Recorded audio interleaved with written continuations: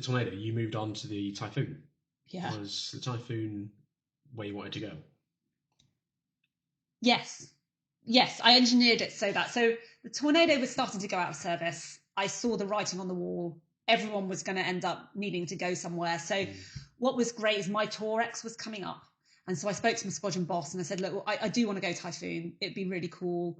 I don't really know what else I want to do. And he said, okay, I'll make some inquiries. And actually the only job at the time that was available, there wasn't a cockpit straight away, but there was a job on the sim, which was TTF, Typhoon Training Facility. And he sort of said, look, I think you should do that because there will be a guaranteed cockpit afterwards, whereas it's not a guarantee at the minute that you're going to get one. So I hadn't really factored in a ground tour in my head, but it's what I ended up going to do. So I did 2.5 years on TTF, which was quite strange because I was teaching people how to fly an aircraft that I'd never even sat in. So that was quite weird. But was amazing because it meant that when I ended up going to start, I knew the jet inside out. I knew I'd been teaching in the sim, I'd taught ground school, I knew how the jet worked inside and out. So that meant that all that capacity that other people were sort of taking up by having to remember that, I'd been doing it for the last 3 years, so I could just concentrate. And at the time, Typhoon was air defense only. So actually, there wasn't a huge jump between operating Typhoon and operating the Tornado. The weapons were the same, the concepts were the same. A lot of the functionality, how you selected weapons and what have you, was the same as Tornadoes. So there wasn't such a huge jump. I mean, the biggest jump was the fact that it was single seat. So that was, as I've already said, and the performance was insane. I mean, unreal compared to the Tornado. Yeah. So those were the two biggest changes. Yeah. So you mentioned that you did the sim side first, which gave you the opportunity to learn before you went to the OCU. Just from that part of your career on the ground tour, could you see that it was the next generation of aircraft? Oh yeah, without doubt. Yeah. But yes and no. I mean, at the time, the sort of air to ground role wasn't really spoken about. It was a thing of the future. I mean, obviously Typhoon is multi-role, so it can do that, but at the time it wasn't. So whilst you could see performance-wise it was, maybe actually when we were operating it was like, well, actually there is parts of the Tornado that's actually currently better than the Typhoon because the Typhoon was still new and being updated and the technology was getting there. So actually some of it was quite frustrating. It's like, wow, the Tornado could do this. This isn't great. So pros and cons, but absolutely in terms of the performance of it and the carefree handling and a lot of the automation was really good. And it meant that you, as a single seat, as one person, the jet did a lot of it for you, which was needed because there's an awful lot of information coming at you. Yeah. So jumping ahead now to your first trip in the Typhoon. Oh, yeah. You'd had the experience of flying the Tornado before. Yeah. How different was it walking out to the jet to begin with then? Yeah, with Wally again. Once the brakes are off, how different was it? The sim for Typhoon was really good. And this time it had visuals. And it didn't have motion, but the visuals were extremely good and it was a 360 dome. So the chasm between the sim and the jet wasn't as big as it had been on the Tornado. So that sort of first, like, oh, crikey. I mean, I remember, like I said, on the Tornado, I sat in there and went, oh, this feels really weird. It's different. It's the same, but different. The Typhoon wasn't that because the sim had been so realistic. But the only thing with Typhoon is that there's awful lots of beeps and squeaks and things. Every single time you turn the Typhoon on, something throws up different. So you can't really predict.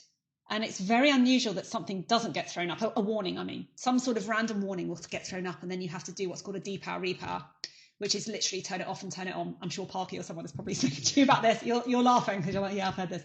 Depower repower is a very common thing in Typhoon. You just turn it off, turn it on. It's had some sort of bad boot up and it's thrown up a warning that would preclude you from flying. But you get to know that they're not real.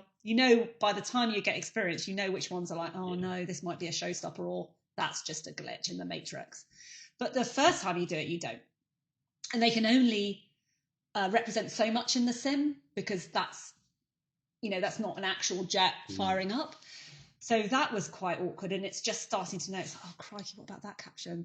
Right, what do you think? No, it's fine. Of course it's fine. It's like, well, I don't know it's fine. So don't say, of course it's fine. It's not of course to me. I don't know. This is my first time in the jet. So the startup was actually the most unusual thing in Typhoon on your first few trips. That's the bit that you actually sort of have to learn the most. Actually, the flying bit is fine because the sim can represent that quite well.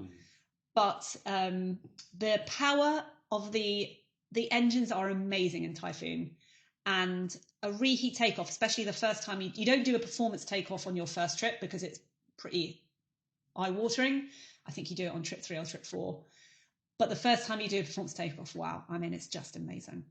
So flying it around was great. I don't remember my first flight as I do remember my first solo. I really remember my first solo. But the first flight, I remember just getting in and turning it on and then having to turn it off again. It's like, oh my God, here we go. And eventually getting it going. But the problem with doing that is it kind of gets you out of your sequence. When you're really experienced, that's fine because you just know where to pick up. But when you're first in, all you want to do is just go around your checks and get them done, because that's the first hurdle to get over. And if you have to sort of stop and start, it's really off-putting and distracting. Yeah. So what was your first solo like then? Oh, it was amazing. Yeah, no, that was about trip 5. It doesn't happen that far in. You know, you don't do that much flying before you go solo because you've done so much in the sim, which is quite realistic. Yeah, beautiful day. I remember doing just went up, did a NavX, and obviously it's a bit different. I'm not an ab initio, as in I've got 700 hours on the Tornado, so it's not like I'm inexperienced. It's just that I'm inexperienced on this aircraft type. So they just let me go and do a NavX, and I just remember thinking, wow, this is so cool. And I remember the one thing I kept doing was looking back and saying I remember looking back and looking at the wing and the fuel tank and looking back, and there's just a bulkhead there. There's no one there, and looking at this massive piece of metal that is just, incredible, and going, wow, I am literally in control of this. There's no one else. Yeah. And it was that sort of feeling that I remember coming into land going, oh God, yeah, it was just me, isn't it? Oh crikey, better not mess this up. But that was the thing I remember the most, looking back and going, wow, there's no one else there. Yeah. How strange was it getting used to flying on your own effectively? Yeah, it was, I got over it. The first couple of times you're not, because you're flying with another pilot in a twin sticker. First solo, like I said, it sort of pinched yourself, but then you just get on with it. I mean, your experience, it's just, that first time it's like, yeah, this is cool. And then you're just like, right, well, this is the new norm now.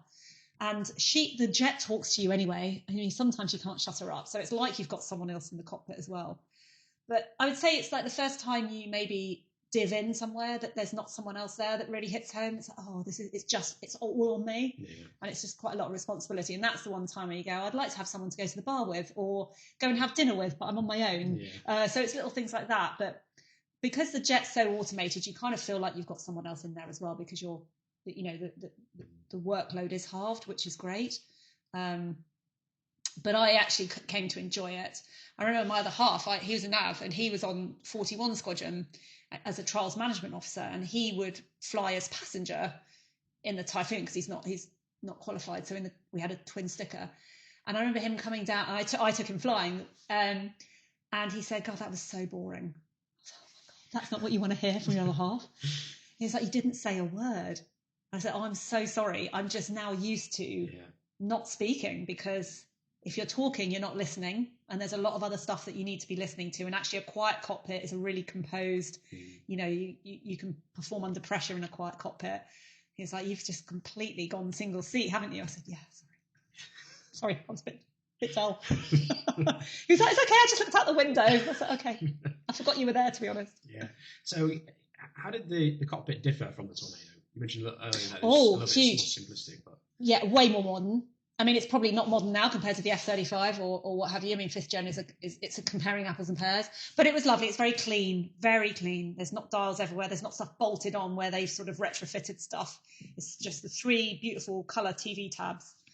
With a few, obviously you've got to have a few buttons and switches, but it's very clean. It feels very spacious. The seat's very comfy, although posture's not great in it, unfortunately, and that's inevitably what sort of was my downfall, and the kit. But the actual sort of the size of it, I mean, I'm quite a petite person, but I know other guys that were quite a lot bigger than me still found it quite sort of spacious, which is great. Oh, cool. So you mentioned a little bit before as well that at this point, Typhoon was still pretty much just an air-to-air platform. Yes. I assume then the OCU was structured similarly then to what the F3 Correct. was like. Yeah, and that's why there wasn't so much of a leap really, because it was just the same stuff. It's quick reaction alert, it's 1v1, it's 2v1, it's working the radar, it's firing missiles. The concepts are all exactly the same. Potentially your performance profiles, heights, because you could get up much higher in the Typhoon. That changes, or the numbers change. But the concept behind it was all identical. So did you have to do a full OCU course then, or did you get some sort of dispensation? No, we did do the full one. Yeah, I think it was about 30 hours at the time. I can't remember. It might have been a little bit more. There were certain things that we didn't have to do, sort of certain briefs and stuff. But no, the actual flying, and I'm really pleased. I mean, always take flying if you can. It wasn't abridged. When I went back after my maternity leave to do a refresh, I only did 3 trips. That was really abridged because I was just refreshing after a year. Once you passed the OCU, you then went to a frontline squadron. Yes. 11. Yes, again. I know.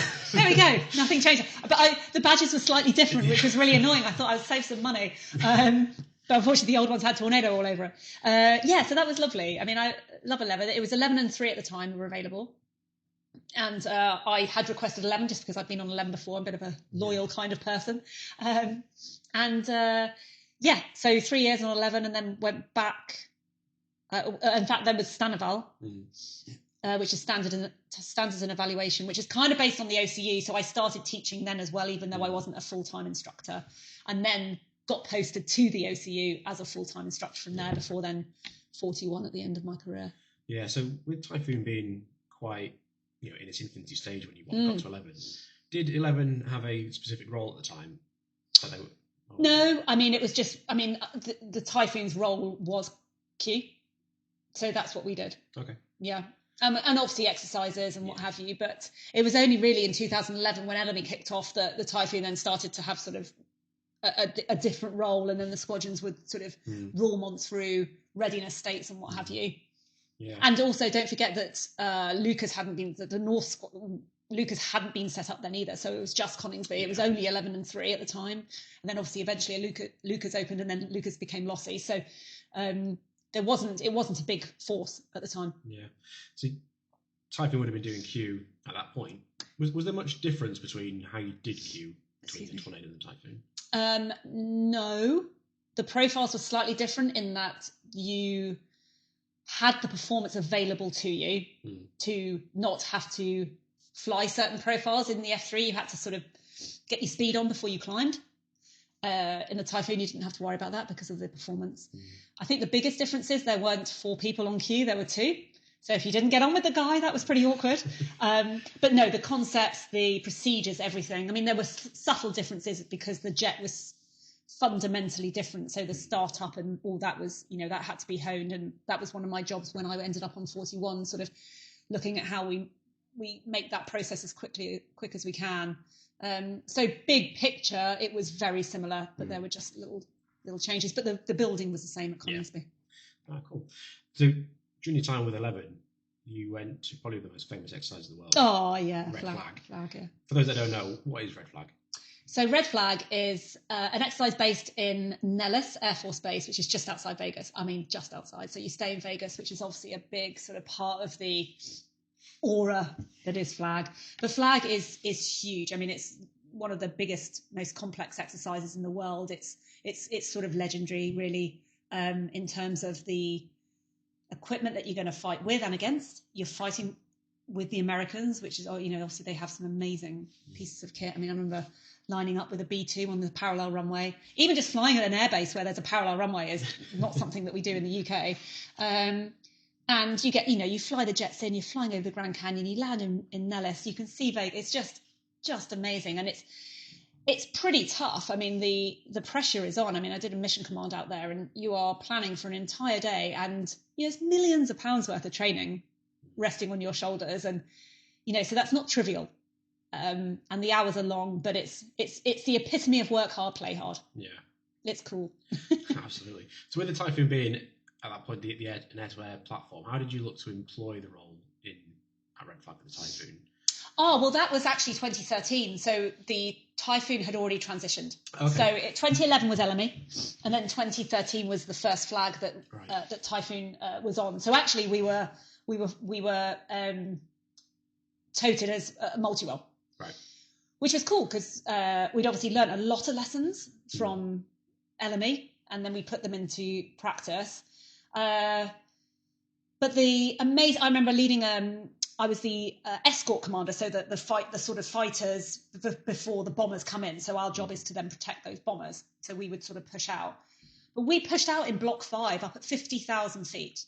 And that was unheard of. I mean, it was more for show than anything else, if I'm honest. But, I remember speaking to the F-15 guys saying, can you come out in, I was coming up with my plan. I said, oh, can you we'll be in Block 5, you be in Block 4. And they were like, no, we can only be in Block 3, which is 30,000 feet.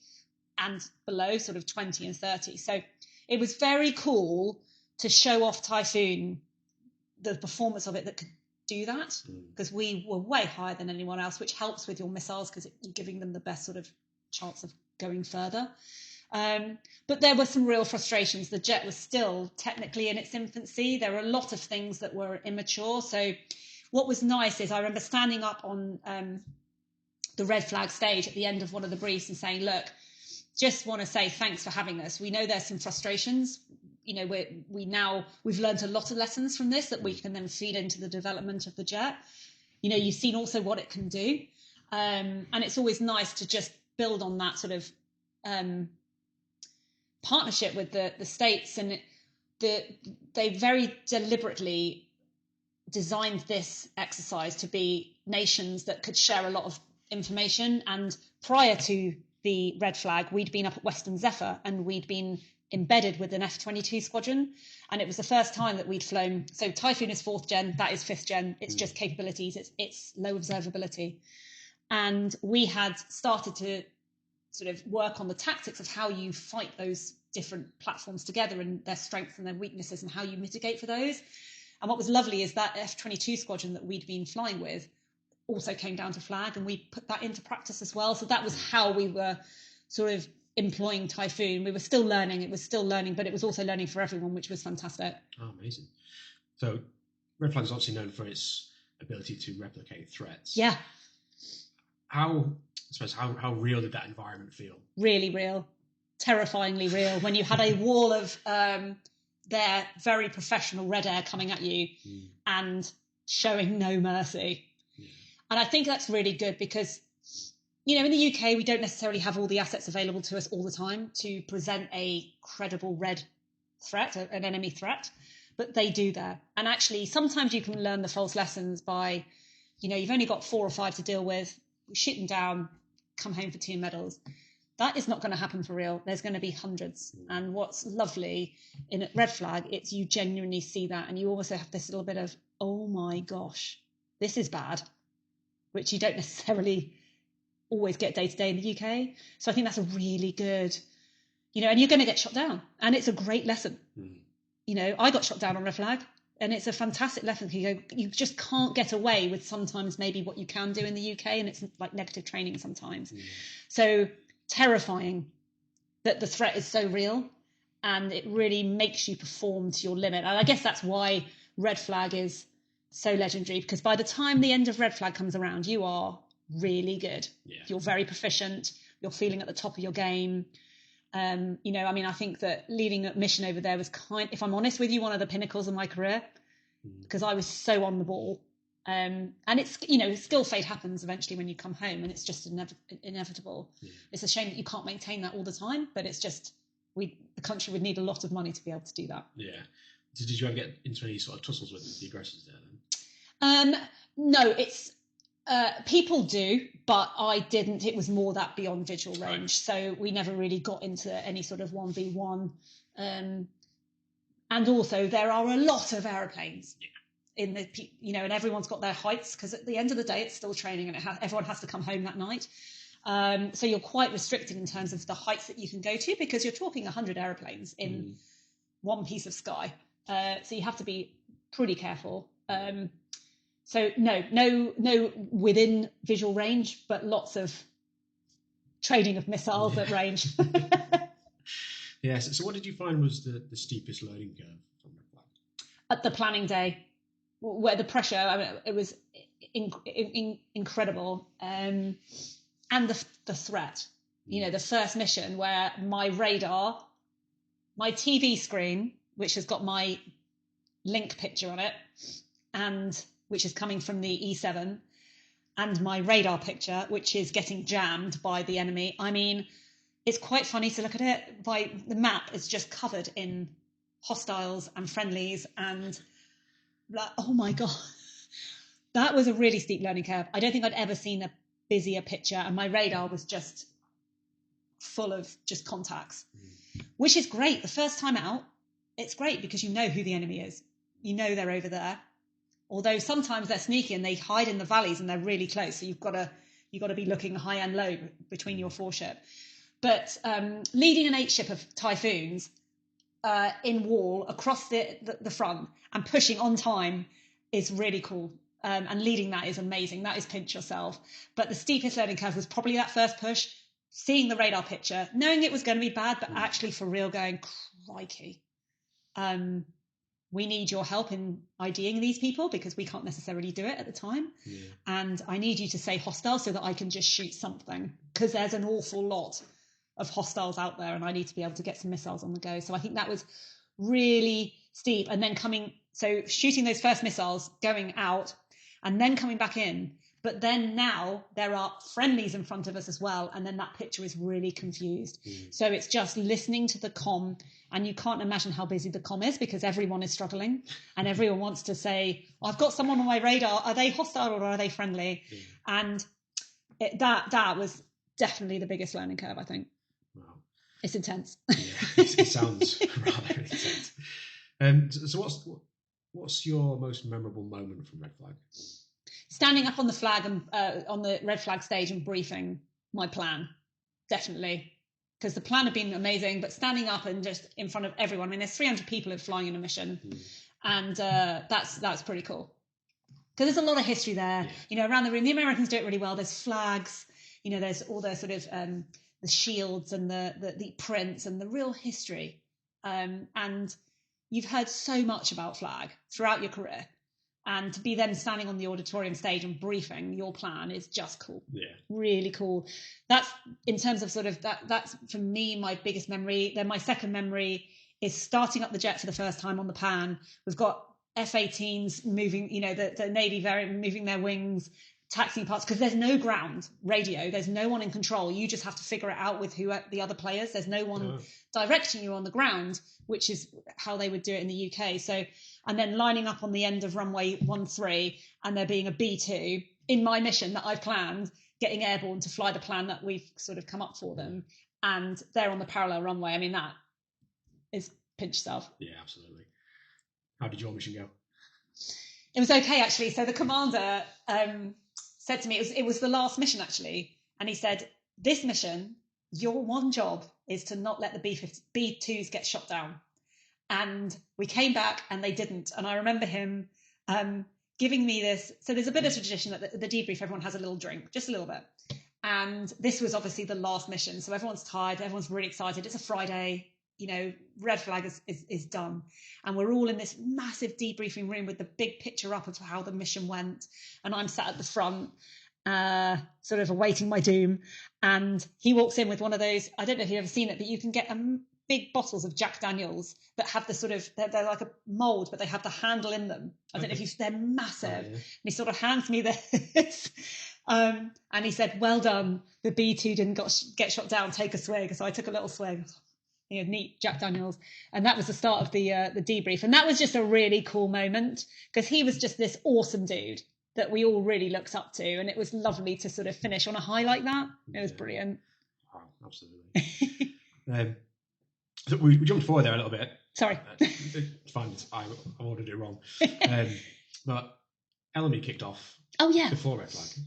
Yes, 2011. It was quite a rapid sort of deployment for the Typhoon, if I remember right, back at the time. Yeah, absolutely. So Thursday we are at a dinner in the mess, and it's just about to kick off. We're all in our, mess rig, and it's March, and I remember we've just gone out of the dinner. It's just about to school up. Everyone's, having a good time in the bar, and all the shutters come down. And I remember the station commander at the time standing up on the bar and saying, right, I want every single Typhoon pilot to go and have a cup of coffee. Let's go into the anteroom.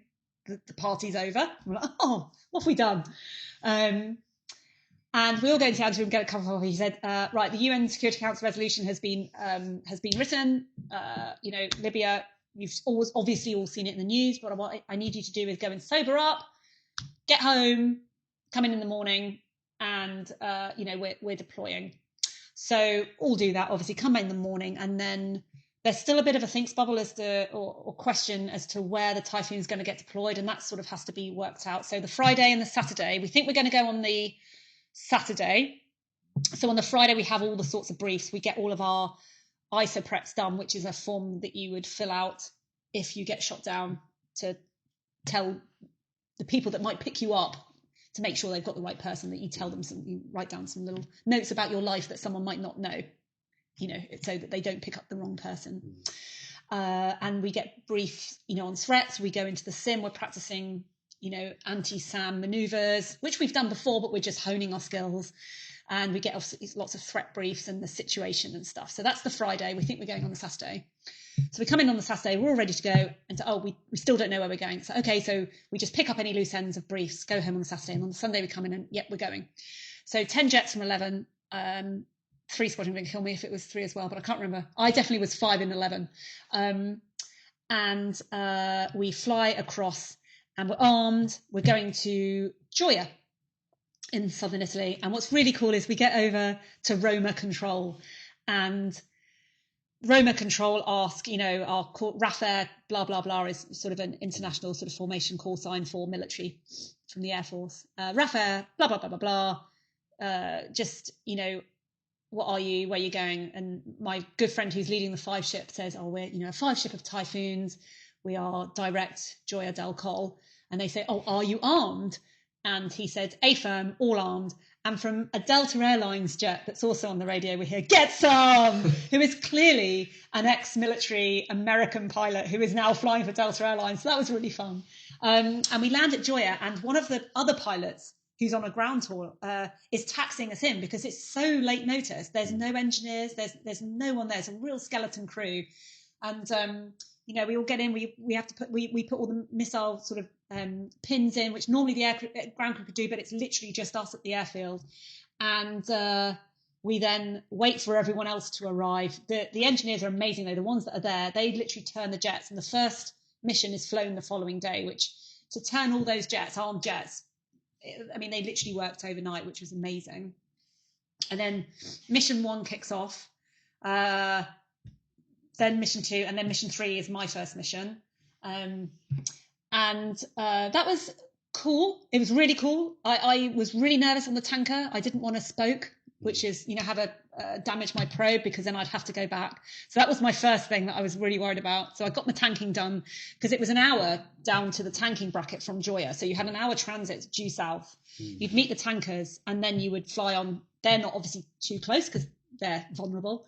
And then you would fly on another half an hour or so down to the coastline. And I remember seeing the coastline for the first time, and so, oh my God, this is pinch yourself. And at the time it's a no-fly zone. So our job is just to patrol and ensure that no enemy aircraft get airborne, because they have been getting airborne and strafing sort of the rebel forces. So our job is to prevent that. And it's just myself and my friend. We're just a pair. And we're there for about 6 hours. So we're constantly going back to the tanker, in and out. And we do get called to commit, because they have SA that a helicopter has got airborne. So we do get called to commit. But I think in the end, it just turns out that that's radar clutter, and we never really get eyes on a helicopter or whether they stay on the ground. Either way, we've done our job, because that's why we're there. And then we come back, we tank, and then we fly back an hour back to Gioia. And that's a really cool moment. And, we have a phrase, train hard, fight easy. And that, you do all this hard blood, sweat and tears during training so that you can be cool, calm and collected when you're first on your operational mission. I definitely felt that. I was really cool. I was still like, wow. Yeah. But I knew what I was doing, But the interesting bit happened afterwards. So we land, we're on Gioia, and the Gioia base is split into 2 parts. There's domestic side, and then there's the operational side. And we're obviously based on the operational side. That's where the aircraft pan is. ASP, whatever you want to call it, which is right next to the runway. But unbeknownst to us, on the admin side is the officers' mess. And the officers' mess has got a wonderful, I mean, the Italians do it way better than we do, huge balcony where they can have drinks or whatever after a long day's work. But they had allowed the press to come on to that balcony. We had no idea. And they had obviously all their cool long lens cameras. And they were looking directly onto the pan. So when we got out of the jet, we were, we'd been in the jet for 7 hours. Thank goodness I didn't actually go for a pee. I was really desperate because I hadn't weed. But if I had, that would have been caught on camera. But anyway, we're pumped. We're chatting and what have you with the engineers. And eventually we go in, we get our weapons taken off, or we give our weapons in and we go in and debrief. And then the next day, I'm not flying because I've flown that day. And my phone is just blowing up with messages from mom and what have you. And she's like, Helen, you're in the newspaper. I was like, oh, how did that happen? She was like, no, you're in all the newspapers. And these photos had been sold, whatever, published. And literally, I was just across the newspapers, which sounds cool, but isn't, because you're trying to do a job. Yeah. My mum was a bit upset, she had reporters around her house. Her only daughter is on operations. She doesn't know what the threat is, is she going to come home? You just don't know. So that was a real stressor for me, because all the other guys didn't have to deal with that. They were just able to be anonymous Typhoon pilots. Whereas obviously at the time I was the first and only girl on Typhoon. This is the Typhoon's first operation. So the country's watching anyway, because they want to see what they've spent millions of pounds on. So I really felt the pressure, and the scrutiny was intense. So it wasn't actually that pleasant, really. And you don't want your name and what have you in the papers, because if you do get shot down, they're going to know exactly who you are. It's not cool. And I didn't like my mum having that extra worry of having, people sort of hounding her at home. She's not signed up for that. And neither had I, that wasn't sort of what I'd signed up for. So that was an interesting twist really on that first mission, but it was very cool. Yeah, just on that point, what were your colleagues like with all that sort of situation? They just felt sorry for me. Yeah. I mean, they none of us wanted that, and they were like, oh God, Helen, sorry, you've got to deal with that as well. And, it's very easy for like leaders and what have you to realize direct pressure, because they give you a job and they give you the time in which you need to do it, and they know exactly the pressure that therefore is on you. But it's that left to right of what's going on in your life that sometimes leaders need to know. And for me, that was just really intense, that I was worrying about that. Worrying about my poor mum, worrying about me. So that bit wasn't great, unfortunately, and it took the edge off. I mean, it sapped a lot of my capacity, which I should have been just head in the books, looking at, just studying and doing the best job I could. But actually, I was worrying about that, which just sapped a bit of capacity, unfortunately. Yeah, such a shame. It's what it is. Out of your control, I suppose. Yeah, absolutely. Yeah. Yeah. So before you went over there, then you mentioned that you were having briefs about what the threats would look like. What were you sort of told, if you can share, what the threat would be going over there? Well, obviously we were there to support the rebels, and hence why it was a no-fly zone, because they were getting schwacked by, Gaddafi forces. So we knew that they were the people that we were trying to protect. And big picture, they were in the east and the government forces were in the west, sort of Benghazi area. So that big picture was how it sort of geographically played out.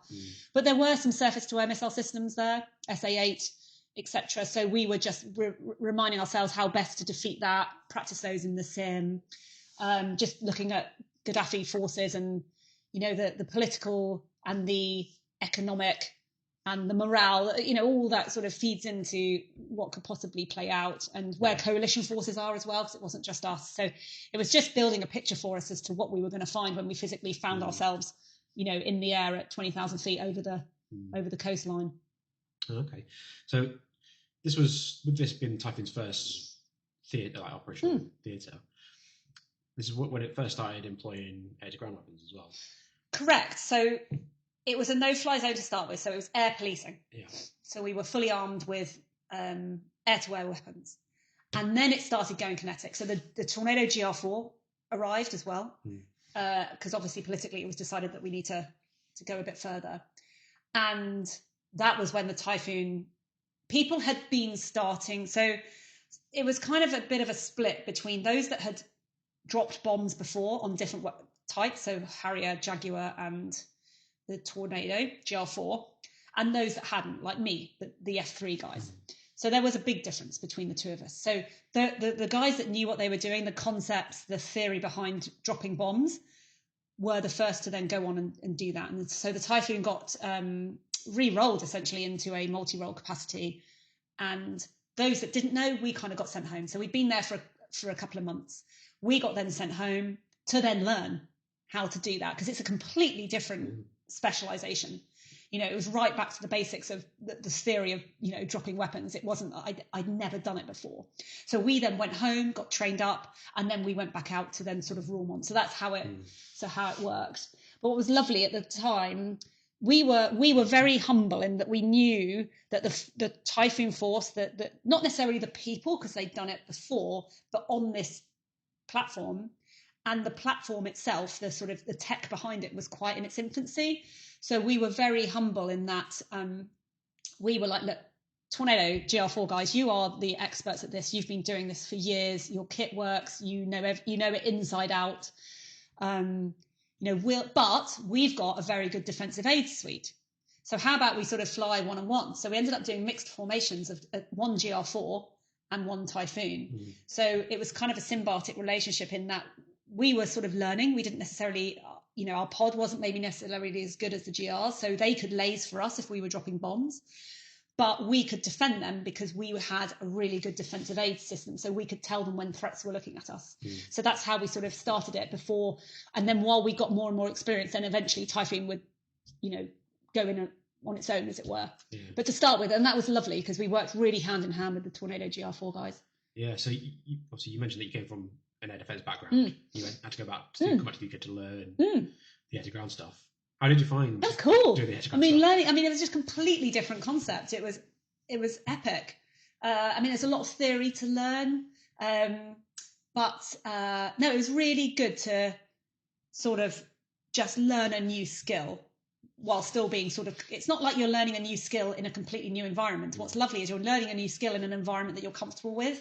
So you've sort of got a bit of a comfort blanket, but I think it was brilliant. And obviously I'd been with people, I had friends that had been doing this all along, and we always banter each other about each other's jobs and how bad they are and blah. But it's always banter. So it was really lovely to then go and actually learn it and actually put into practice what I've heard so much about and never done. And I guess it's the same for those guys that had come across to Typhoon, who had a GR background, who'd never really, or Harrier or Jag, that had never worked with a radar. So it was just completely the same, just vice versa, as it were. Yeah, cool. So once you got into the rhythm of the operation, what did the day-to-day sort of look like for you? There were different sort of sortie times. So what was one of the coolest? It was a bit hit and miss depending on what time of day you were flying. We did a dawn sortie, which was quite cool. So airborne at night, and then by the time you get home, it was daytime, which is something I'd never done before. I'd done it the other way around a lot, but actually night into day was something that I'd never done. So that was very cool. But it just depended. You would, if you were flying, that's all you would do. That's your one job that day. And that's a really key point because, like I'd said at the start, when you're in the squadron at home, you have a lot of other distractions, a lot of other emails, a lot of other admin. Whereas actually being on operations, you are completely protected from that. You have one job, and that's lovely. So you could literally just come in, do some reading, prepare yourself as much as you can, make sure the kit that's going to go in the jet is ready to go, the brick, all the data, debrief, and then go home and get your crew rest. But that's not the only job. There's people on the desk. So if a lot of the time I was the authorizer, so I was sort of the independent eyes on the sortie that was happening, because sometimes the guys in the sortie are a bit, too involved in it to then step back and go, oh, that doesn't look right. But the authorizer is that person that can sort of step back and go, right, guys, have you thought about this? The weather's bad here. This is the diversion. Actually, it's looking like it might change, so you might need to keep a bit more fuel. Those sort of other big picture things that maybe sometimes you sometimes can't see the wood for the trees when you're really intently planning you've got to get weapons on the right target and put all the correct coordinates in, and you've got to concentrate on that. So day to day, it's actually not very different if you're flying from a normal day at home, as in net brief, plan, blah, blah, blah, but you don't have all the other stuff, which is awesome. Yeah. So did you get involved in any close air support whilst over there? Personally, for me, it was all pre-planned. I mean, I never dropped a bomb in anger in Ellamy, so I carried them, but never actually dropped them. Obviously, a lot of other people did. There wasn't so much of a CAS role there. That was more shader, right? And obviously, that's I've done a lot of training for it, but by the time shader kicked off, I was in IVF and then having my daughter, so I missed shader, but that was very close air support heavy. And it's really intense. I mean, even the practice, you get into it, and what you're trying to do is just build a rapport with a guy on the ground who's got weapons and bullets flying, and they're trying to relay something that they can see, and then you're trying to put that into speak that is from 15,000 feet, because they might be able to see a red door, but unfortunately our pod is black and white, so we can't see colour, and B, I can't see a door at 15,000 feet. I can see a lake and a barn and a woods, so it's just trying to build that rapport and not allow any frustrations to come in, because that won't help anyone. Whereas you need to sort of just go, right, dude, look, we have a thing called C3 comm, which is clear, concise and correct. And we have very standardized comm. The whole of aviation does, for a very good reason, for incidences like the Tenerife crash, where interpretation came in, comm wasn't standard, 2 747s crashed. So it's not just military, it's everywhere in aviation. Yeah. But sometimes that does have to go out the window. And sometimes, especially in a close air support situation, you've just got to say what you see and just be a human, because that person needs you to be a human. Yeah. And sometimes you've just got to go, look, dude, I understand that, but I can't see that. But what I can see is this. So can you kind of talk me on from that sort of place? And sometimes it just needs a bit of a reset of, oh, crikey, yeah, sorry. Can you see a road? Yes, I can see a road. Okay, here we go. And you need that sort of unlocking pin that you both can see, and then you can work from there. So yes, no, I've never done it in anger. I've done it for training a lot, but it's a real skill, and that building rapport is huge. Because obviously at the end of the day, you need to drop a weapon quickly, but you've got to get it right, because if you don't, then you could drop on friendly forces, and that's a disaster. Yeah, absolutely. So from your time involved in Ellamy, then, what's the thing that stands out most? I think the bad thing, the bad side of the media, unfortunately, I think does stand out for me, because that was a bit of a wake-up call in that, I'd got lulled into a false sense of security that whilst I was the first female Typhoon pilot and the only one at the time, I could hide. And you can't. I mean, the media guys at Coningsby were very good. They would have requests coming in all the time, and they would always just shield me from it. But obviously that protection had gone. So that was a bit of a wake-up call for me. So that's the bad side. I think the one standout for me was first seeing the Libyan coastline and seeing a essentially hostile territory for the first time. I think that was very cool, I think, in a career, because you suddenly go, wow, this is what everything, my years and years. I mean, this was 2011. I first joined in, 2000, and I had thought about it years before that. So, I just think it was a really lovely culmination of all that effort. And the fact that I felt cool and able to do it and had capacity and felt composed was just a testament, I think, to the training system that I'd gone through. Yeah, amazing. So after Ellamy, you became part of Stanival. Yes. What is Stanival? Ofsted for Typhoon, but just way less popular.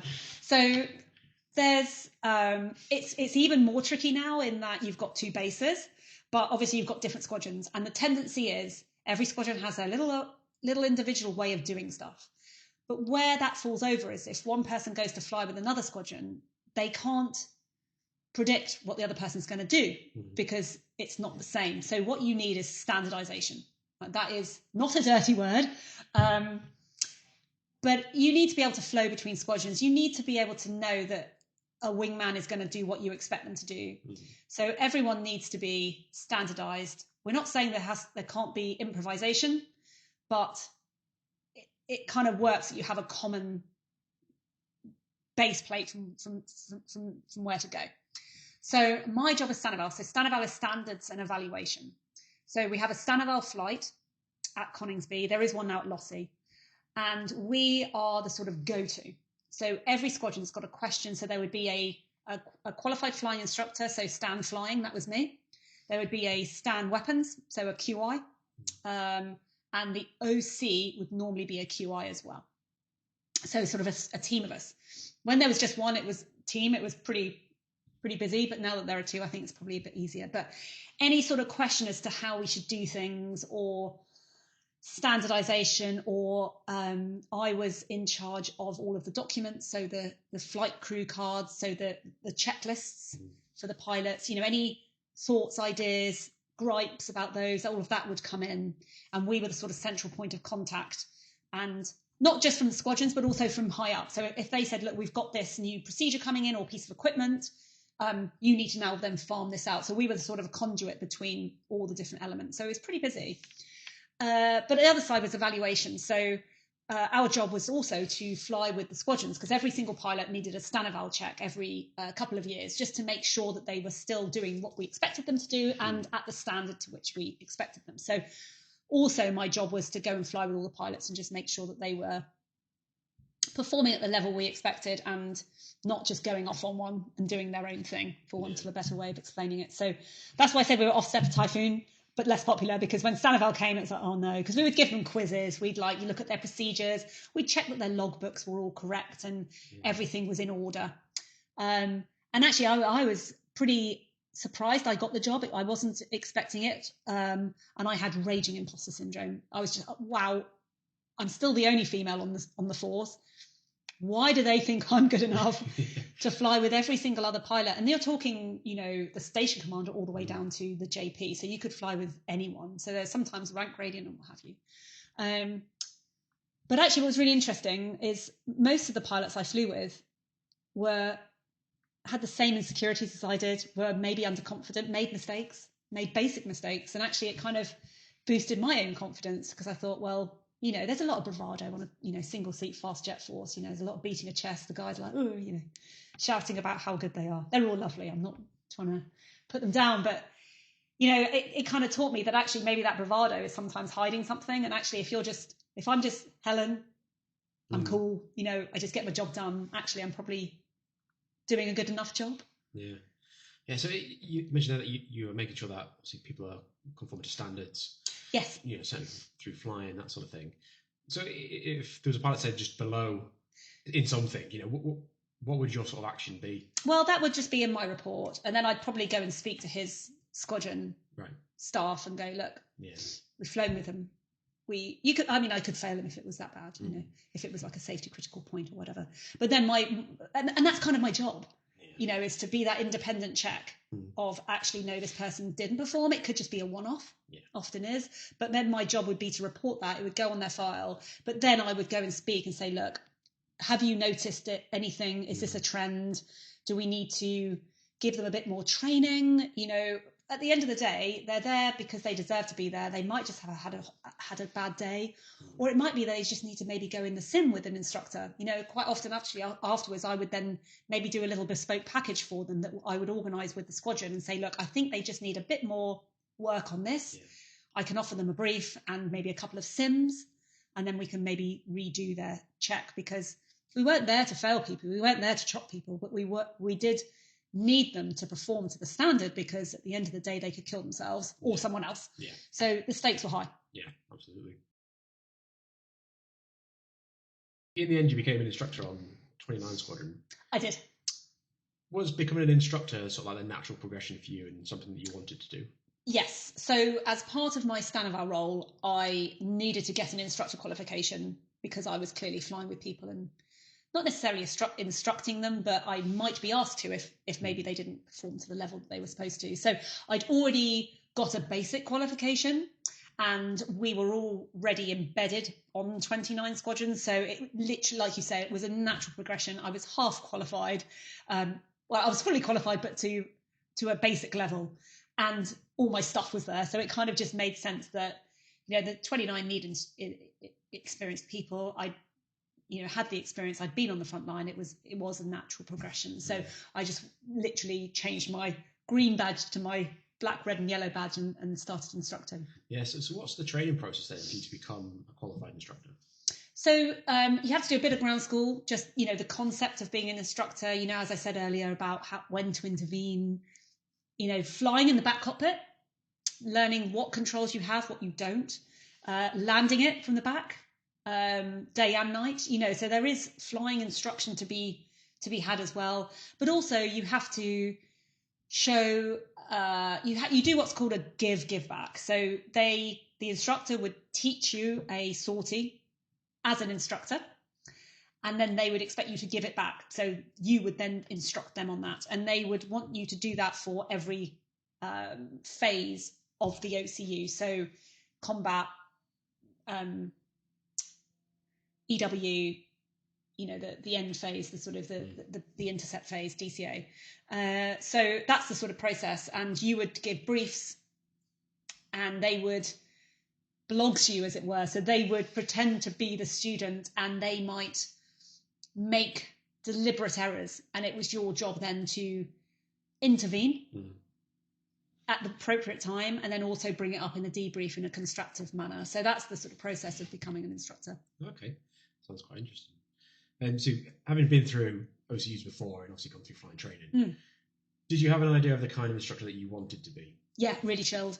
Santa Seymour. No, I mean, I wanted to be an instructor.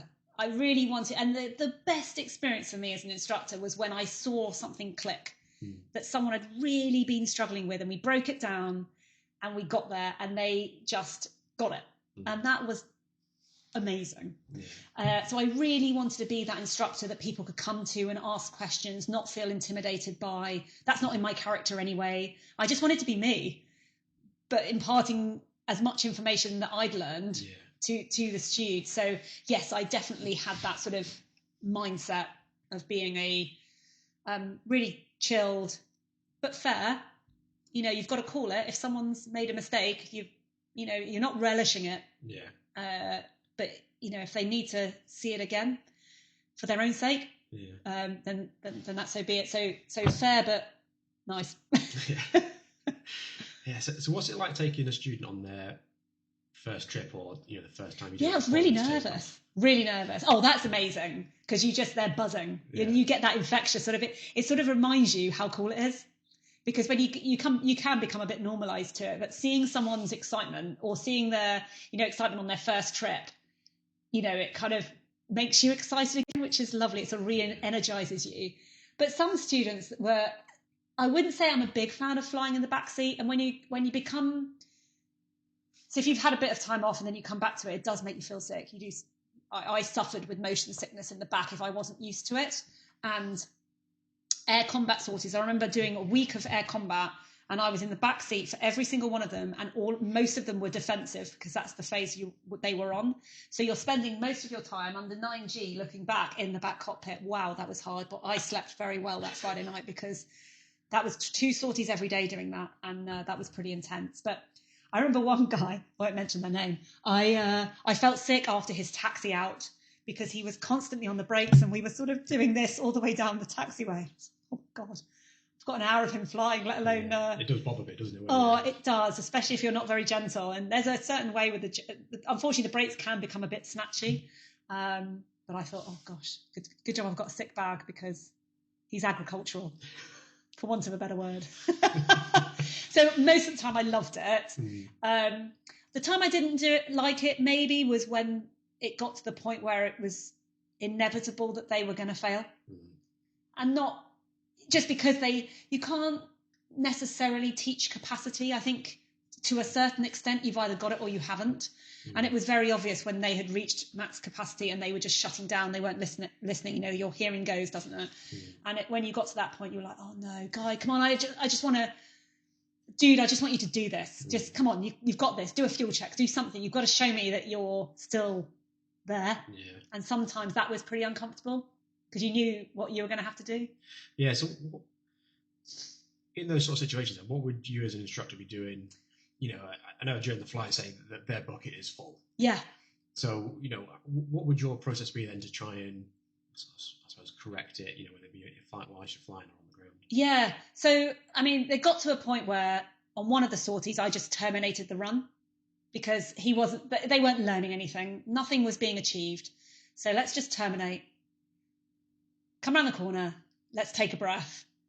Let's talk about it. Let's have a bit of a rebrief as to what we need to do at certain phases, and let's just break it down chronologically into bite-sized chunks and sort of just a rebrief and give them that opportunity to just fly. It's like, right, what do we need to do now? Fuel. What do we need to check? Oh, fuel. And it sort of gets them back into interacting with the jet, and it gives them that opportunity to just relax. So that was sort of the nuclear option where you just had to stop everything because actually no one was learning anything. It might become unsafe, and we're not here to just burn fuel for no point. Let's just have a bit of a breather and a rethink. And actually the time that was really critical was teaching people how to tank. Tanking can be really hard. You can get yourself, you're holding on to the control column so tight. And it's a closed loop. So it can be very tiring, especially if you miss, and you're only ever within a couple of meters of it. So you're constantly there. And sometimes, I mean, it's an old adage, but sometimes it's like, right, just go back onto the wing, wiggle your toes, wiggle your hands, just take a deep breath, and then we'll try again in a minute. And sometimes I think as an instructor, your job is to break that loop that they've got themselves in. Okay. So could you give us like a bit of an example of, what a typical sort of mission brief or debrief would be like with the students? Are you looking for anything specific from them? I think in the brief, you're looking to see that they have done their work. Because if they turn up unprepared, then they're not in the right mindset. Yeah. And do they deserve to be here? It's like, God, dude, come on, you really should have, you should know this stuff. But also for safety, I mean, they need to know, and they need to be on the ball. You can kind of judge how they are mentally. Are they really tired? Have they got something else going on? Are they starting to spiral? So I think in the brief, that's what you're looking for. And in the debrief, you're really looking to see whether they can identify themselves where they've maybe done well, but also maybe not done so well. It's both, but also if they can't necessarily do that, if you explain to them something that they did, that they understand that. And that was the time where it was an opportunity for them to say, look, actually, I just don't get this. And you kind of get that feeling where they don't understand the basic concept. Because you can remember loads of numbers, but if you don't understand why you're doing it, certainly in air defence, when you're shooting missiles at range, if you don't understand what you're trying to achieve, it's very difficult to apply the numbers, especially when the pressure's on, because you need that sort of conceptual backup to fall back on. So that was a time where it'd be like, look, you did this. Do you know why? No. Right, let's break it down then. And that was the point of the debrief. It wasn't a witch hunt. It's never a blame. It's a time to reflect on what went well and what didn't go so well. And that was the time where really I earned my money as an instructor. Yeah. Okay. So if you could give somebody one piece of advice that's just about to go on to the OCU, what would it be? Oh, wow. Be yourself, work hard. Because being yourself is half the battle. Yeah. And I think what's really key is the OCU will then, people know about you when you're on the OCU in the front line, and they want people that are cool. They want to be able to trust you because you're going to be going toward them and you're going to be, their wingman. And I think you've just got to, well, I'm not going to swear, but there's two things I've always said. Don't be a knob, and don't be SH exclamation mark T. And if you can do those two things every day, you're going to be fine. Yeah. I think it's not just about your ability, it's about you as a person. And I think on the OCU, you've got to be yourself and a good guy, because that's what the Frontline want. Because they want people that they can trust and they can work with as a team. It's single seat, but it's not. You're a formation, you're a squadron. So you've also got to be a team player. Yeah. Next, you went on to 41 Squadron. Yes, so I had my daughter, so a bit of time off for that. And then whilst I was on maternity leave, my squadron boss that had been on 29 said, look, I've got you a posting. Do you want this? It's at Coningsby. It's 41. This is amazing. And I was like, oh my God. Yeah. I mean, 41 is, once you've got some experience, it's where you want to go. Yeah. So I was made up. It's quite a unique squadron. Really unique, yeah. Could you give us, or tell us a little bit about what the role of 41 Squadron is? So 41 Squadron is not as operational, but you are still, you're sort of tactical, but you're not operational, if that makes sense. So you still need to keep your hand in, and there's nothing to prove on 41. There's a bit of bravado on the front line, but on 41, everyone's experienced. Everyone has earned their place there. So that has sort of shelved, which is great, and you just get on with the job. So 41 is the operational evaluation unit in old speak. It's the Test and Evaluation Squadron. And what our primary role is to do is to ensure that the warfighter gets new kit onto the jet that helps them, doesn't hinder them, works, and is fit for purpose. So that's why we need to be experienced, because we need to have been a young pup, but also an experienced person to have that sort of composure and go, no, actually, I know what the younger guys need, because you're asking people to fly with new pieces of kit that have only got 30 hours on the jet. So these guys are, inexperienced. So we need to look after them, protect them, not look after, protect. Because if we give them a piece of equipment that is really complicated, then they're going to start getting heads in, doing that, and they're not, concentrating on the bigger picture. So that's one job. And also we need to stay tactically relevant. So that's why we were tactical, but not necessarily operational, in that we still need to keep our hand in and know what the front line are, how they're operating the jet, because we need then the new pieces of kit to work for that as well. Yeah. So it's a lovely combination of still staying tactically relevant, still working with the front line, but also concentrating on just more of a purist sort of test. And certainly I was never a test pilot, I was an evaluator pilot, but the test pilots were the real purist in terms of, test and how we did that. And it was a whole new discipline for me, writing test cards, making sure that the conditions were right so that we had genuine data from it. It was really interesting. I loved it. Yeah, so you mentioned that, prior to this, that you were the lead pilot for the DAS system. What did that involve? Yeah, so anything new that the defensive aids system brought in, so flares, chaff, the DAS itself, the emitters, the countermeasures, anything I would then be in charge of running that trial. So that was really cool. Designing a trial is really interesting, and thinking about every single variable, possibility, all the nuances, all the things that could catch you out, to try and get rid of all those variables so that the data that you come out with is genuine truth. That was the art. And you learn that by experience. So that's why it's really fundamental to have test pilots on the squadron, because they've had that drummed into them for an entire year and they have earned that qualification. So normally you would have an EP like me, a test pilot, and a TMO, a trials management officer, which is that job that my other half did. They would sort of run the admin of it, booking ranges, getting the right pieces of equipment, getting the right aircraft, all that sort of the external bits.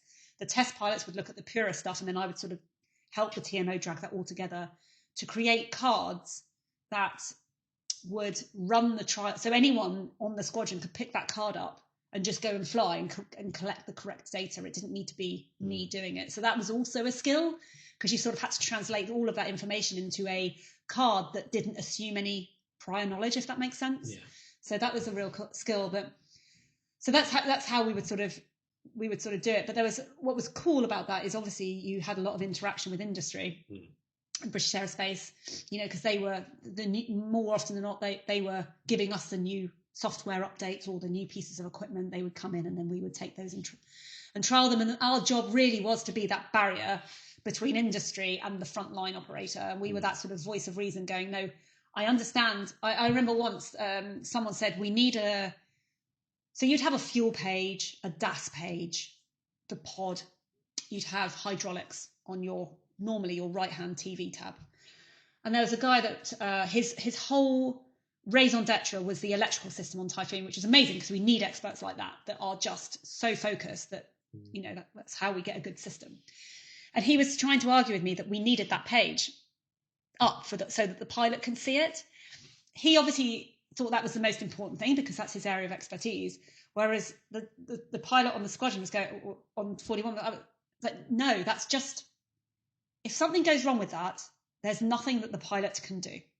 We have a caption for it, so it tells us that something's wrong, but we don't need to diagnose it. That is just too in depth for a pilot flying at 400 miles an hour. There's nothing they can do about it. There's no button that they can press to make it go away.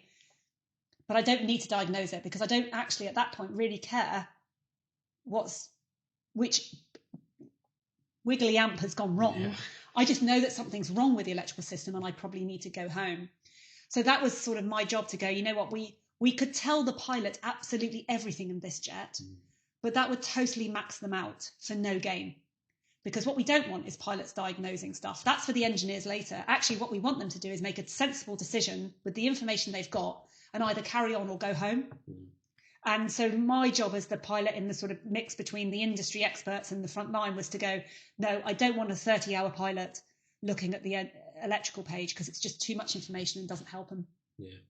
So people may wonder then, industry, for example, they have their own aircraft that they fly. Yes. And they will test. Yes. What's the difference between what they're doing and what you're doing? So we're sort of putting a military angle on it because they will know what this piece of equipment does, but they won't necessarily know the up-to-date tactics and how we're flying it. Right. So we're sort of that sort of medium in the, yeah, okay, that's great. If you're just flying from A to B in a purest sense, yes, that's great. But actually, if I'm 60 degrees nose down, chaffing and flaring because I've got missiles coming at me, maybe it's not. So that's where we were. We sort of put that military slant on it, if that makes sense. Yeah, absolutely makes sense. Yeah. So with you being a trial squadron then, and for yourself with the countermeasures side of it, did you get to do much air combat against other platforms? Yes and no. Probably not in a trial normally. I mean, we would fly with other people on a radar trial potentially if we wanted other radars looking at us, but not 1v1 combat. That would just be, just like the other squadrons. We'd phone up another squadron, at Lakenheath and go, oh, do you fancy doing some combat? It'd be great to do some DACT. It was called dissimilar air combat. And they also want that because it's great training because the jets perform differently. You can hone different skills depending on whether that jet has a high alpha, ability, in which case you might not want to go slow with them because then they can go really slow and they'll beat you. So it kind of hones all those skills for everyone involved. So I wouldn't say it was specifically something that we would do more on the OE. OEU is a bit of a legacy term, the TES. It was probably the same as we would do on the front line. Yeah. So what was the Typhoon like in air combat then? Really good. Good. It's not 5th gen. It's not an alpha fighter, but it's got good turn performance and it's got very good regain of energy. So when you get slow, it's very powerful. You can then put the burners in when you're outside of a missile shot of the other fighter, and you can regain your energy and come back and fight another day. It's very good at that. Yeah. Okay. So by this point, then you'd been on Typhoon for quite a while, and you'd seen its evolution, I suppose. What would you say was the most surprising sort of enhancement that you'd had during your time? It was quite gradual, to be honest with you. I mean, I think obviously the E-scan radar is coming at the minute. That would have been nice because mech scan is still pretty legacy. The HMSS, the helmet mounted sight, was really good. That was an excellent increase in capability in terms of first shot opportunity and just being able to look out and see stuff. The new pod Lightning 5 was a game changer, especially for moving targets. Lightning 3 was very difficult to track a moving target, whereas the Lightning 5 pod was brilliant. And then probably Meteor, the new missile, was also a game changer in terms of range. So it's been lovely. We've kind of had these sort of incremental upgrades. It's just frustrating. We didn't have all of that right at the beginning. Yeah. I think that's the biggest frustration with Typhoon is if we'd had it right at the beginning, well, guess where we'd be now? Yeah. All of that stuff should have been. I mean, the F3 we left with AMRAAM and ASRAAM, and the F3, the Typhoon started with that being put onto the jet. So it's like, oh, I wish we'd hit the ground running. Yeah, I always feel like that's what the Americans do quite well is nothing comes in behind what it's replacing. Yeah, yeah. And I mean, hey, I am not in. Yeah. I wouldn't even know where to start about designing a new aircraft. That's I'm speaking from a position of not having to do that. But yeah, so there's been some really good increments. But yeah, like I said, it's frustrating that it wasn't all there at the start, because I think Typhoon would be, I mean, it is amazing, but I think it would have been amazing then, and crikey, where would it be now? Yeah. So after Flight 1, you stopped flying. How did you feel about stepping away from? Yeah, I was gutted. So I got retoured there, which was fantastic. So I was looking at a 6 years, and then in 2021, I basically flew back from taking a jet from Cyprus for Shader. And I broke into the circuit and I couldn't hold my head up. My neck just completely gave up. And so I ended up with my head against the canopy. I landed like that, and I finally managed to hold my head up, and I thought, crikey, that isn't good. You know, that was the time where I realised that sitting in a ejection seat was not as important as in 10 years' time being able to pick up my kids. So I went to the doctors. You've probably heard from other people that going to the doctor is not the thing that pilots want to do, because there's never a good ending to that. So there's a real reticence to do it. But I just knew that actually my priorities have changed now. So went and did that, and they said, yeah, I think, we're going to need to do some further investment. You're going to be grounded, which was fine for the time, because I was still on the squadron. I was still pulling on the rope. I wasn't flying, but I could sit orth. I could teach in the sim. I could give briefs. I could still write test cards. And it was no really different from when I had been pregnant. I was sort of still fulfilling a role. I just wasn't physically in the jet. But it got to the point where I had other symptoms as well. Unfortunately, I was getting cervicogenic headaches because of the damage and pins and needles. So it became very apparent. I went to Stanford Hall. That was amazing for a course. And then they did an MRI, and it was decided that actually the damage wasn't going to be reversed. It wasn't worth operating on either at the age I was. So I went to a med board, and that was a bit of a shock. I got told the day before I was going for my med board, and then I phoned up someone. I said, oh, so what's the process? And they were like, oh, haven't you been told? I said, no, not really. No, we're going to Henlow, but if they discharge you, that's you done. So I had to go and speak to my squadron boss and go, by the way, sir, today might be my last day in uniform. It was like, what? I mean, it was such a shock. Yeah. And in a way, it wasn't a shock, because I realised with I wanted to be a fighter pilot. That's why I joined the Air Force. These symptoms were not going to let me do that anymore. And actually, when I went to the board, they decided that actually the symptoms that I had and the injury I had wasn't fit for service at all. So that's hence why they discharged me. So whilst I knew that I wasn't probably going to fly again, I didn't realise I was going to necessarily lose my job, basically, which I did. But that's okay, because, it was pretty hard to start with, because it's a real knock to your ego. And I didn't realise that while I was still doing it. But you're a fighter pilot, you're cool, you're invincible. And then suddenly you're not. And so I think my ego took the biggest knock. And I had a bit of an identity crisis in that it is your identity. It's just who you are. It's like the biggest part of your life. I mean, having children obviously does start to change that. But big picture, for 15 years of your life, that is who you are. You're Helen, the fighter pilot. So that was a big shock. And suddenly you're not at work anymore. So that's also a big shock, because you've literally been, they've taken their pound of flesh for the last 20 years. And what am I going to do today? Twiddle my thumbs. So had a bit of a dip there. It was a bit of a change. But there's always opportunity, isn't there? And, I did start to think, well, actually, this is not doing me any good. Like, my neck is never going to get any better with flying. So they've probably saved me from myself, because I was probably going to leave after my next tour anyway and go and do something else. I mean, I could have gone to the airlines. Probably now, with the medication that I'm on and the symptoms that I have, I can't do that. So that's a bit of a shame. But I think that like I said, there's always opportunity. I think you've got to look at the positives. I think you've got to allow yourself time to grieve, because it's almost like losing a part of you, isn't it? Yeah. It's like you've got to sort of adapt to that. But I think you've got to look at the opportunities. And a very good friend of mine said, look, we've got an opening at my company. You'll still be working in the military. I jumped at the chance. So that's amazing. I still do that. And then I started, a little speaking business with my friend Rosie, and we really enjoy doing that as well, speaking about our experiences, because she was a navigator on the Tornado, so we flew together.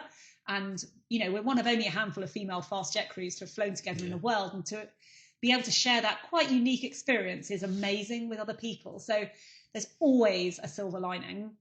You've just got to get through the dark bit to get to it, I think. Absolutely, yeah. So how many hours then did you finish with on Typhoon? About 1,500. Okay, nice. Yeah, maybe just shy.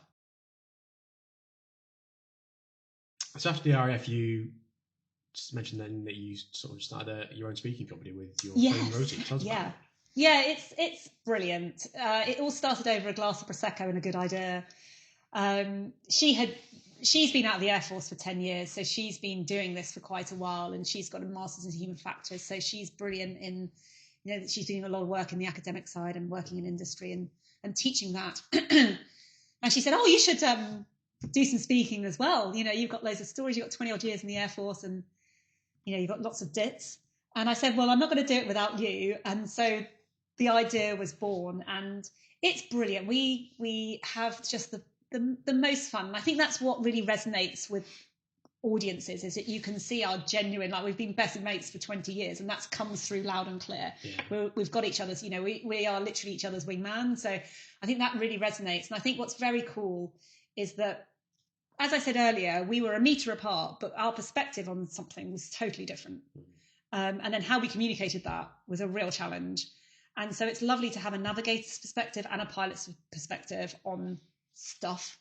And we can talk about how we communicated and having each other's back, being a wingman.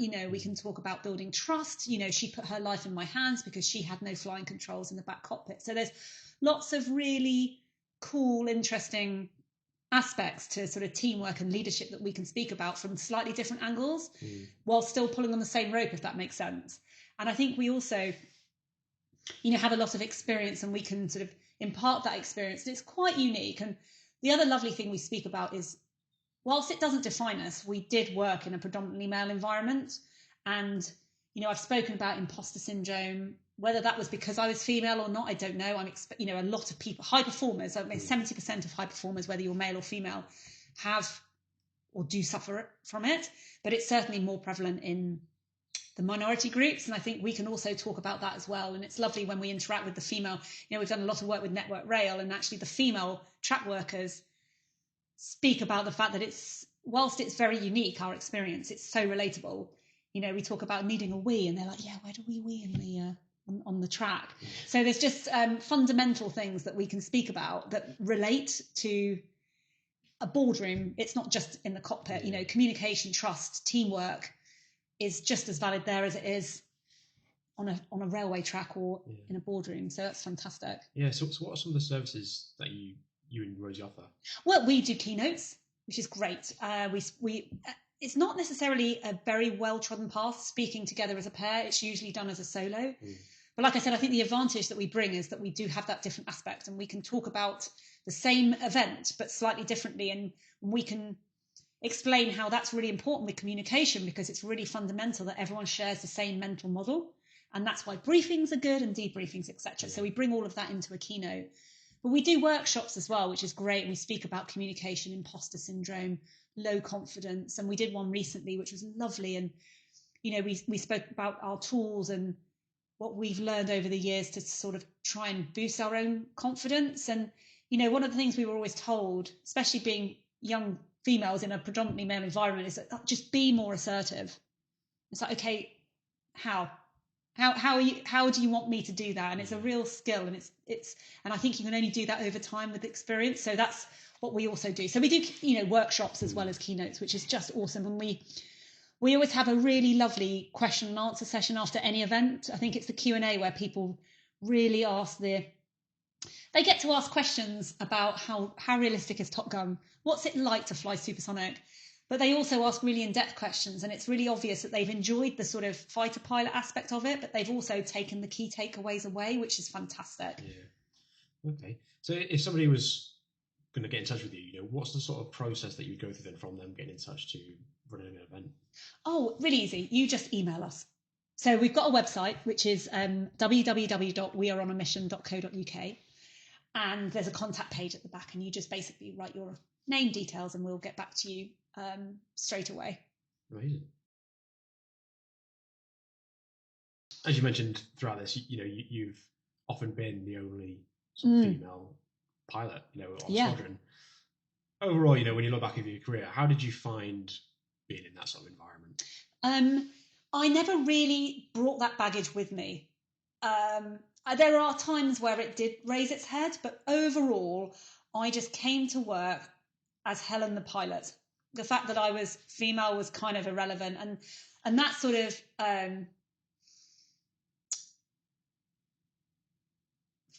bled on to everyone else. I didn't make it an issue, and neither did they. Yeah. And I think what's lovely is that the front line, you're each other's wingman. You're going to go to war. You're going to have each other's backs. It doesn't really matter who you are, as long as you are trustworthy and good at your job. Yeah. And you put the effort in to achieve those two things. So I think if you make it a thing, then it is a thing. But because I never made it an issue, never raised it, then actually it didn't ever really become an issue that I had to deal with, which is great. Yeah, good. So the name of this channel is the Aircrew Debrief. A vital part of any sortie is the debrief afterwards. Absolutely. To look at both the good and maybe the not so good. Yeah. Do you have a sortie in your mind that sticks out where everything was probably just clicked and it was perfect? Or as perfect as it could be? Oh, I don't know if I can genuinely say that. There are times where it does just work and you just feel like you are all over it. I would say probably maybe the last red flag mission for me, I was just firing on all cylinders. I was pumped. We'd had an amazing planning day. I mean, the pressure had been on, but I was at the top of my game. So I would say, yes, that probably is the one. And then conversely, I've definitely had days where I am just so behind the aircraft. You get airborne, you're like, oh no, I'm not going to be good today. Yeah. And you have to be, and actually what's lovely, sometimes if you're feeling like that, the Air Force has got a really good culture. If you can sometimes know that right from the get-go. When you wake up, you're like, oh, I'm just not feeling it today. Mm-hmm. And you can get to work and you go, you know what, I don't feel sick. I slept well, but I'm just, you know what, can you fly instead of me? I'm going to be open and honest with you. I just don't feel like I'm on my game today. Mm-hmm. And no one would actually berate you for that because you're just being honest and you're giving the best, the sortie, the best chance of success. And you would always have a question at the end of the outbrief of, are you fit to fly? And that's genuinely where that independent person, the authorizer, would look you in the eye and go, are you fit to fly? And even then, when everything's been planned and it's probably too late, if you said, hand on heart, no, I'm not today actually, then there wouldn't be any questions asked, which was a great culture. Yeah. Really safety focused culture, which was fantastic. And because of that responsibility, people would never, you could think that people might, try and swing the lead, but they wouldn't, because that is a big responsibility. And it was an amazing privilege to work in a culture like that. And I don't think anyone would, try and, what's the word I'm thinking of? They wouldn't want to ruin that. They wouldn't want to, have that taken away from them, because it's a real honour. Yeah, absolutely. So do you have a sortie that sticks in your mind where you may have learned the most from? I think that sortie in the Falklands, I scared myself. I definitely learned my own limits on that one. And I'm trying to think. I think I learned most about myself from not necessarily the sortie, but the planning day at Flag. I learned what I was capable of, under pressure. I think that was very cool. But I mean, I think if I'm perfectly honest with you, I think you learn something every single time you go flying. There's something, a little nugget of airmanship, or, a little technique that you learn, or something I think you take away a little bit from everything. Yeah, I think I would say the day you stop learning, the day to start. That's it. And actually, you don't want sorties where you learn a huge lesson every single time, because I think that would be sensory overload. Sometimes you just want them to be okay, and you learn a little bit. I think that's also just as valid. Yeah. Yeah. So when you look back over your career, what are you most proud of? I think going back to flying after having my daughter, I think, there's a lot of worry and guilt about doing that. Am I trying to have my cake and eat it? Should I be concentrating on just my daughter? Am I being a bad mother? Going back to being a pilot as well. But I'm definitely proud that I did that, and I'm pleased that she has seen me do that and seen me be a pilot, which is cool, because I want her and my stepdaughters to know that, just because they're a female, it doesn't mean that you could do anything you want. Yeah. If you put your mind to it, it shouldn't be a barrier. And, it is quite uncommon that you're a female fighter pilot, but it's not impossible, clearly. You just go for it. If only one person's going to say no to you, and that's you. Yeah. So I would say that is probably my biggest achievement and the thing I'm most proud of. Amazing. So if you could go back and fly any of the aircraft that you've flown at any phase, one last time, which aircraft would you pick? Oh, Typhoon. Hands down. Hands down. Yeah. Final question. For anyone looking to go into aviation, what would your advice be? Be yourself. Don't try and be anyone else, because the best person you're going to be is you. Work hard. Enjoy it. Literally every second, pinch yourself that you're getting paid to do the most amazing job. And even on a cloudy day, you can pop through the clouds and you can be the only person that day to see the sun, and cherish that, because it's just the most amazing experience. Awesome. All right. Well, on behalf of everyone that watches this, thank you for thank you very much for having me. Your story.